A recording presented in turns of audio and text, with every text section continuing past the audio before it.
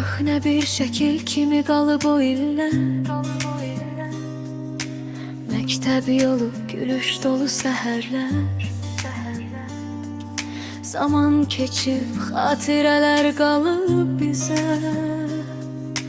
Bugün yenə yığışmışıq bir yerə. Tureylərə gülərdi hər gün. Sinif dolardı sevinç və ümidlər. Ana qız danışar şirin söz ilə. Təranə bahar gətirər gülüşlər.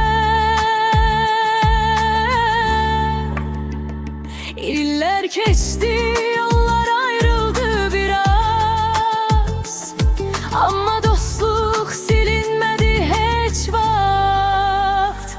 Ah o illər, o məktəb yolları, gülüş dolu keçən günlərimiz. İllər keçsə də dəyişməz bir şey var.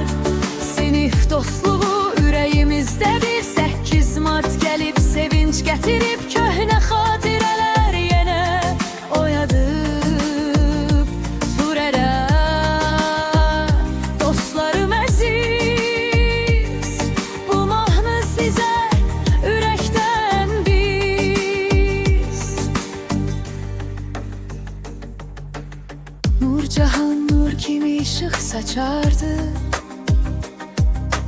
Sevil gülüşüyle sinif dolardı. Mətanət gütlüydü adı kimimi. Mehriban sevgiyle yaxın hamıya. Ruhen gizdə o xatirələrdə. Sanki zaman dayanıb o günlərdə. Məktəb həyəti o köhnə sinif hələ də yaşayır ürəklərdə. Ah o illər, məktəb illəri, ən gözəl xatirə yeri. Turərana, ana qız təranə.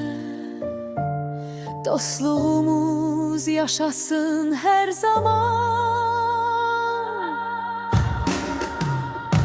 Ah o illər, o məktəb yolları, gülüş dolu keçən günlərimiz.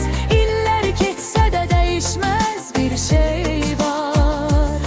Sinif dostluğu ürəyimizdədir. 8 Mart gəlib sevinç gətirir.